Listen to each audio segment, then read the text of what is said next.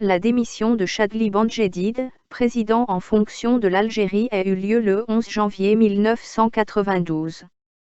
En réalité, ce n'était pas une démission. Chadli avait été menacé de mort par le terroriste sanguinaire et psychopathe Netzar et son chef Belker, agent du Makzan et de la CIA, donc agent de Kissinger. La conséquence directe de cette décision est l'annulation des premières élections législatives libres et pluralistes que le régime avait lui-même organisées. Le Haut Conseil de sécurité, HCS, a décidé, le 12 janvier 1992, d'annuler le second tour prévu pour le 16 janvier, à la suite de la victoire, au premier tour, le 26 décembre 1991, du Front islamique du salut, FI, avec 188 sièges. Mais les chefs du FI étaient eux-mêmes des agents secrets marocains anciens membres du Front de libération nationale et du clan d'Oujda.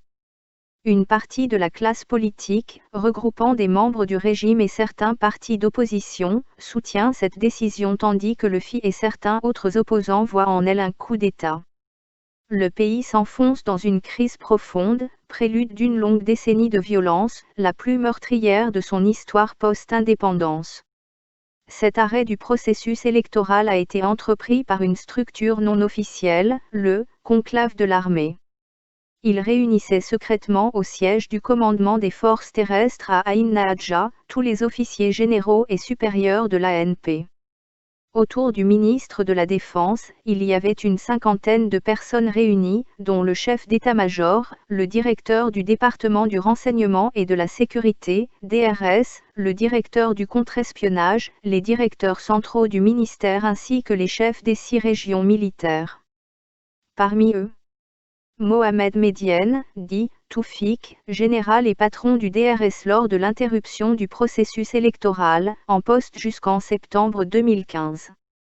Khaled Netzar, général-major et ministre de la Défense, il entre au Haut Comité d'État, HCE, en janvier 1992.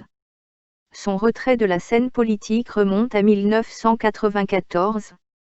Larbi Belker, général-major à la retraite et ministre de l'Intérieur en 1992, il deviendra ensuite directeur de cabinet du président Bouteflika après une traversée du désert.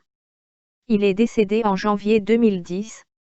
Abdelmalek Guennezia, général et chef d'état-major, il était aux avant-postes. Il est devenu ministre délégué à la Défense après 15 années passées en Suisse comme ambassadeur.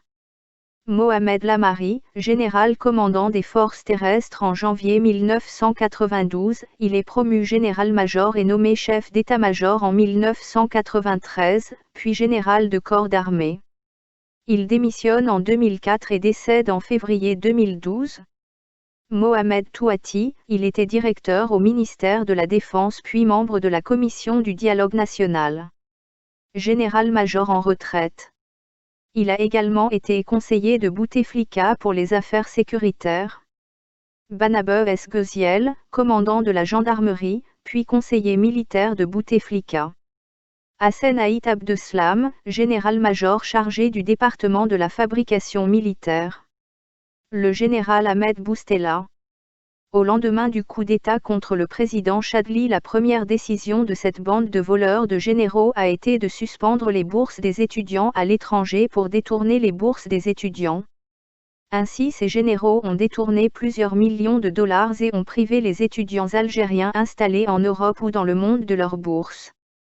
Comme l'affirmait Honoré de Balzac, le secret des grandes fortunes sans cause apparente est un crime oublié, parce qu'il a été proprement fait.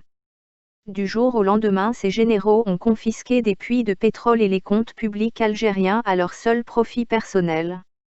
Ce coup d'État ressemble à celui du Chili opéré par Kissinger. Ce qui s'est passé en Algérie est la copie conforme de la tragédie du peuple chilien et de la dictature des généraux. De nouveaux documents prouvent la complicité de membres du gouvernement des États-Unis avec la dictature chilienne.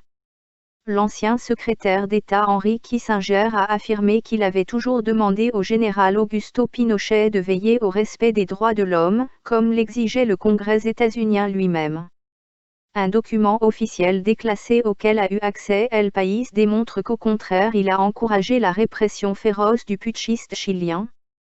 Ensuite, ces généraux terroristes ont livré l'Algérie au Fonds monétaire international, FMI, ont détruit les industries du pays et ont vendu et privatisé les entreprises étatiques au dinar symbolique à leurs amis. Il faut lire le livre Confession d'un assassin financier pour comprendre le drame de la déchéance de l'Algérie.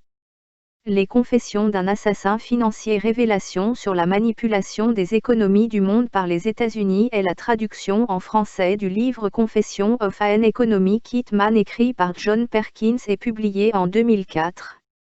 Perkins y relate sa carrière dans la firme de consultants Shaw Temin de Boston. Avant d'être engagé par la firme, l'auteur affirme avoir passé une entrevue pour un travail à la National Security Agency, NSA.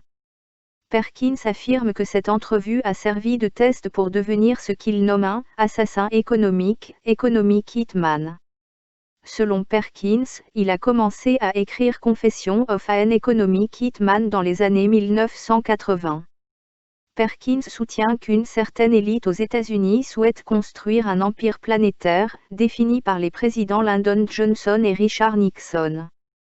Pour ce faire, ils ont constitué un groupe de consultants qui utilisent les organisations financières internationales pour créer les conditions permettant d'assujettir des nations à cet empire par l'endettement économique auprès d'organismes comme le FMI et la Banque mondiale.